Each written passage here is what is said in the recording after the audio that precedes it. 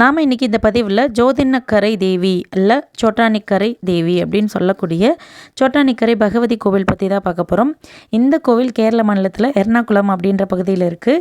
இது நிறைய பேருக்கு தெரிஞ்சிருக்கும். ஏன்னா ஐயப்பன் கோவிலுக்கு இணையாக ரொம்ப ஃபேமஸான இந்த கோவிலுக்கு ரீசெண்டாக தான் போயிட்டு வந்தோம். இந்த கோவிலோட கட்டிடபாணி அந்த கேரள கலைக்கு எடுத்துக்காட்டாகவே விளங்குற வகையில் அழகாக இருந்தது. அது மட்டும் இல்லாமல் நாங்கள் காலைல 6 மணிக்கெலாம் உள்ளே என்ட்ரு ஆகிட்டோம். யானையை நிறுத்தி வச்சுருந்தாங்க. எதுக்குடா அப்படின்னு யோசிச்சுட்டு இருந்தோம். யாருமே கோவில் பக்கத்தில் நெருங்க விடலை. கருவறையிலேருந்து ரொம்ப தொலைவாக தள்ளி தான் நின்றுட்டு இருந்தாங்க. சரி, நாங்களும் நின்றுட்டு இருந்தோம். அதுக்கப்புறமா யானை மேலே அந்த பகவதி அம்மனுடைய உருவம் பறித்த ஒரு பதாகையை ஏந்திக்கிட்டு அப்படியே சாமி சன்னதி கருவறையை சுற்றி வந்தாங்க. எல்லோரும் பின்னாடி போனாங்க, நாங்களும் போனோம். 3 முறை கோயில் கருவறை சுற்றி வந்ததுக்கப்புறமா எல்லோரும் குடுகுடுன்னு ஓடி போய் லைனில் நிற்க ஆரம்பிச்சிட்டாங்க.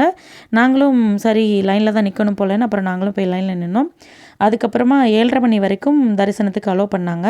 கண்டினியூஸாக அப்படியே போய் பார்த்தோம். பார்க்கும்போது அம்மன் அபிஷேகம் முடிஞ்ச நிலையில் எந்த அலங்காரமும் இல்லாமல் அப்படியே இருந்தாங்க. நல்லா அழகாக பார்க்க முடிஞ்சுது. பார்த்துட்டு கொஞ்ச நேரம் கோயிலை பற்றி தெரிஞ்சுக்கலாம்னு சொல்லிட்டு அங்கே இருக்கிறவங்ககிட்ட கேட்டோம். அப்போ கேட்கும்போது இந்த கோவில் பகவதி வழிபாடுக்கு ரொம்ப ஸ்பெஷல்னு சொன்னாங்க. அப்படின்னா என்னன்னு கேட்கும்போது அம்மே நாராயணா அப்படின்னு சொன்னாங்க. அதுக்கு என்ன அர்த்தம்னா நாராயணியும் நானே, நாராயணனும் நானே அப்படின்றது தான் பொருள் அப்படின்னு சொன்னாங்க.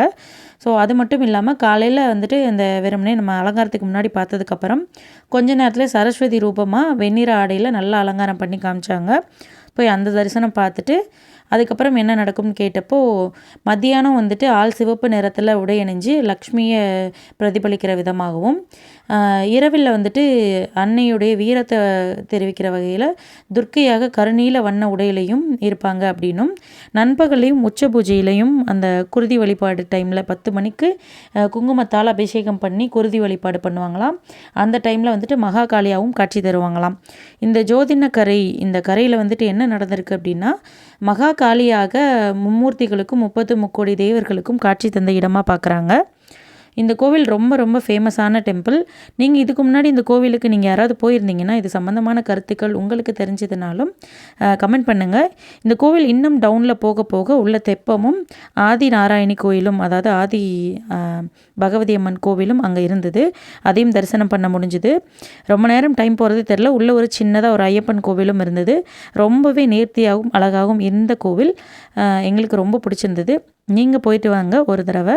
போயிட்டு உங்களுடைய அனுபவங்களை நம்மளுடைய சேனலோடைய கமெண்ட் செக்ஷனில் கமெண்ட் பண்ணுங்கள். இது போன்ற தகவலுக்கு நம்ம சேனலை சப்ஸ்கிரைப் பண்ணி சப்போர்ட் பண்ணுங்கள். நன்றி.